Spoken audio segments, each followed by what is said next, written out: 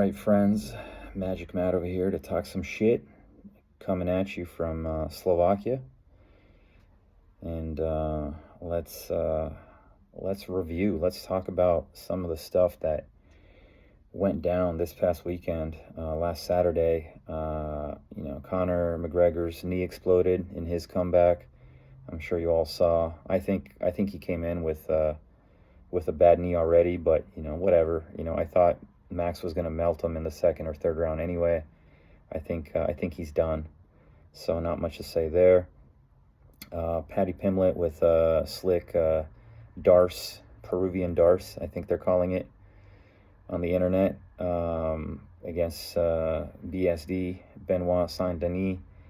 I thought that was a terrible game plan for Saint-Denis to dive in like that, but that's what he always does, is he throws a few bombs and then just shoots in. So, I guess he wasn't going to change, and that played right into Paddy's game. Caught that guillotine, and then as Saint-Denis was defending, he rolled to the ground.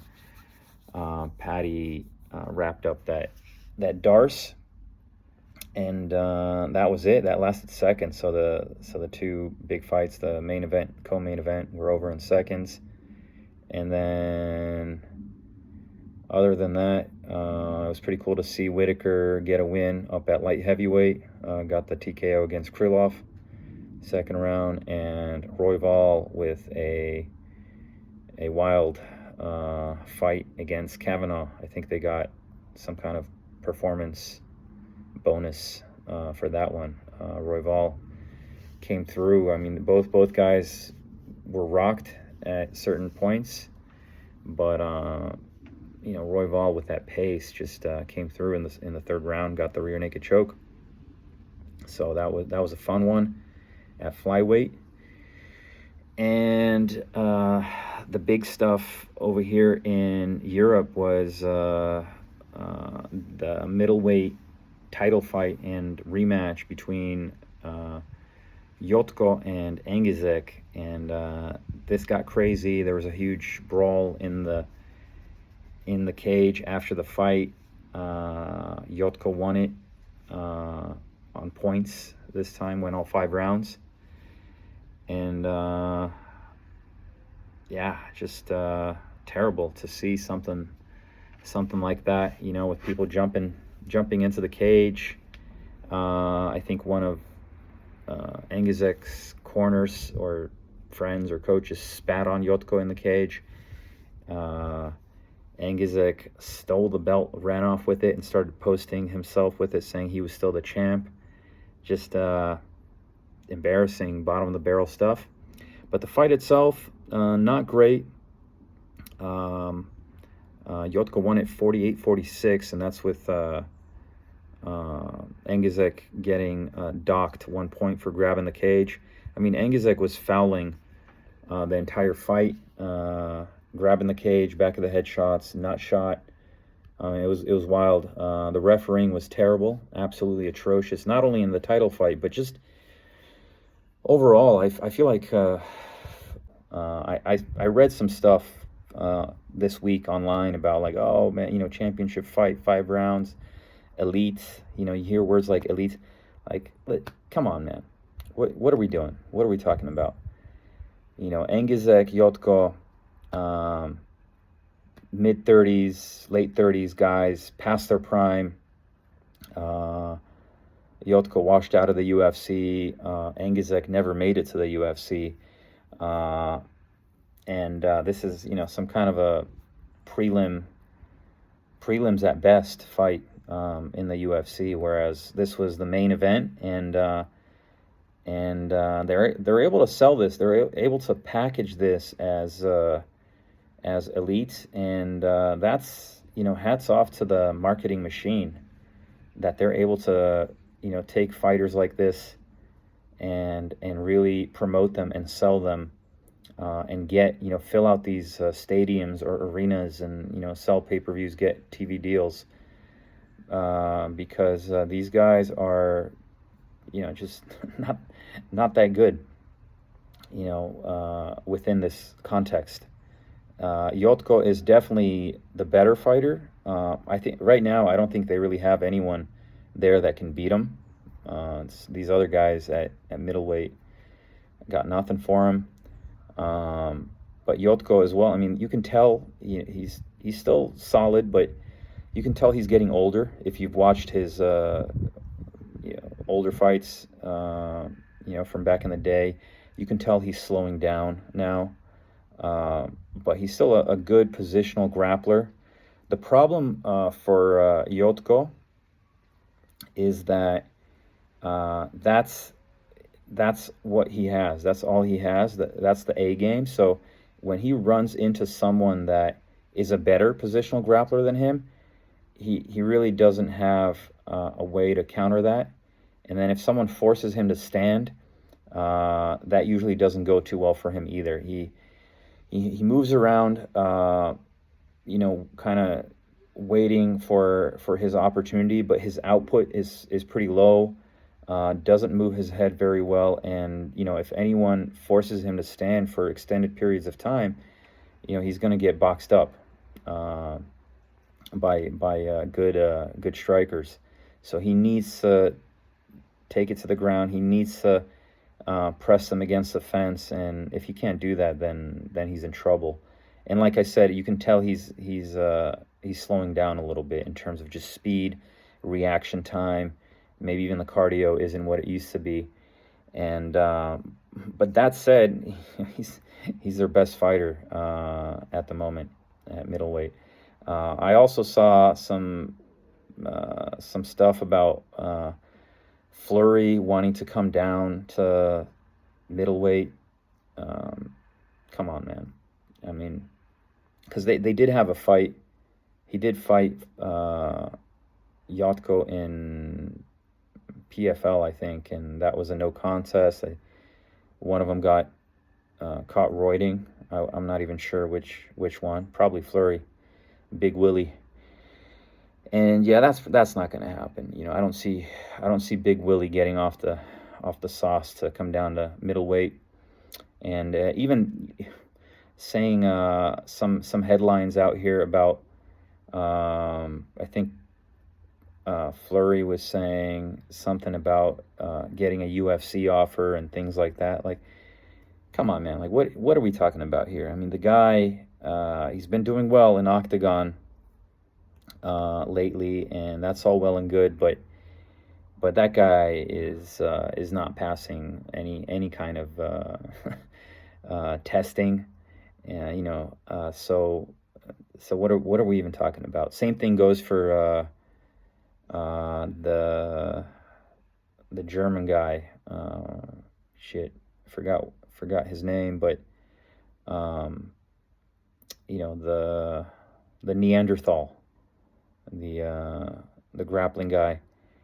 They're saying, I think it was, a couple days ago, I saw some kind of headline, maybe it was his manager or someone mentioning the UFC. Like, what are we talking about here?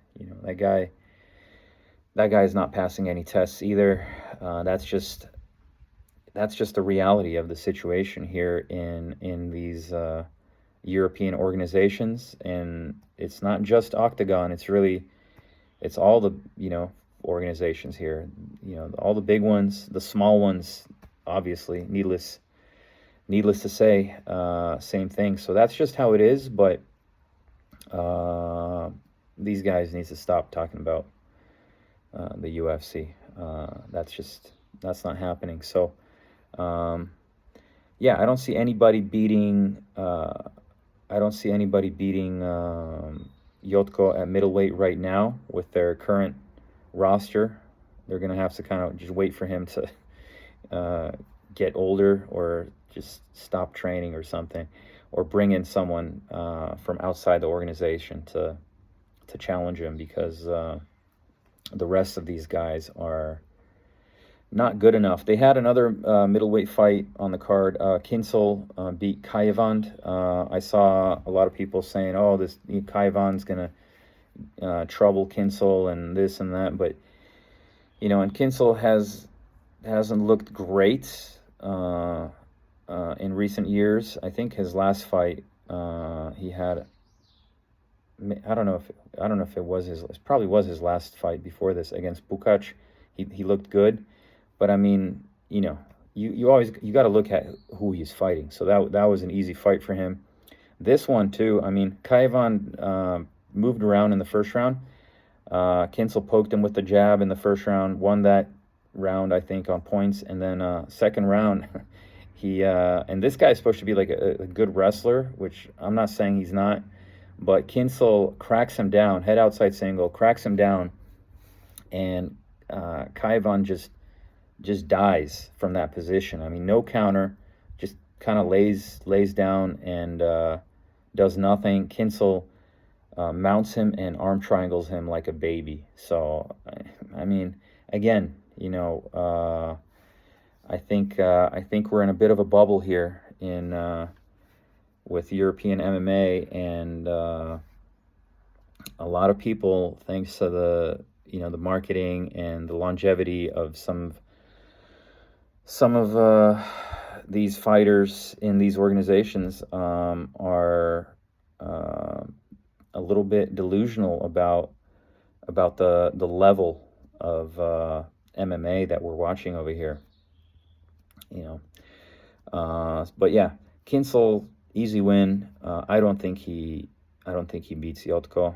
I don't think he'd have enough horsepower at middleweight. Really, Kinsel was a lifetime welterweight, and I don't think he has what it takes to take the title off Yotko. So we'll see what they do with that. But getting back to that whole brawl in the cage, again, terrible refereeing, terrible security, and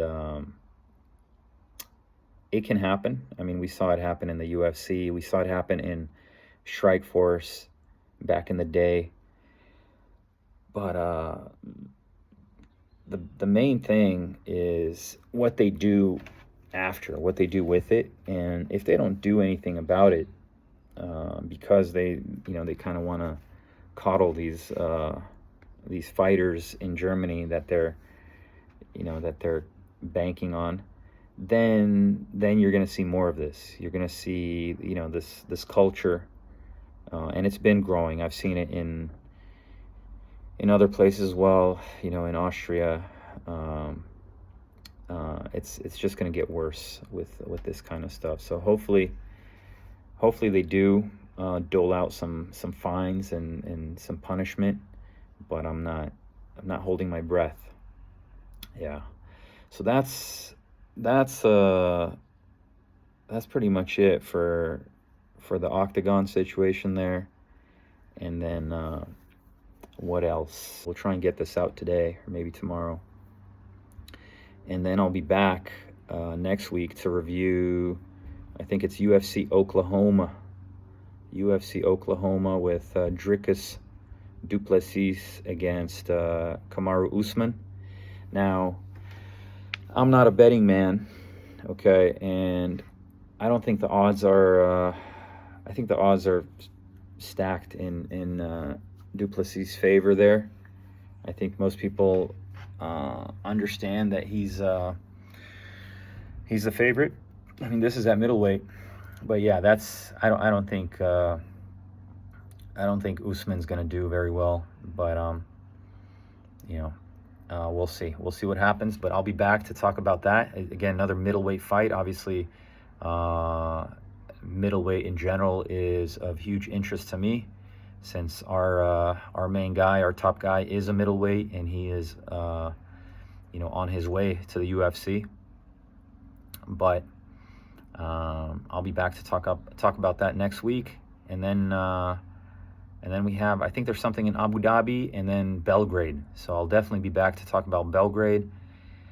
Even before the event, there's a few interesting fights on there, and so look for this tomorrow. I'll probably put a clip up on my Instagram stories, and then we'll upload this whole thing to YouTube, and I'll be back next week to talk some more shit. See you guys later.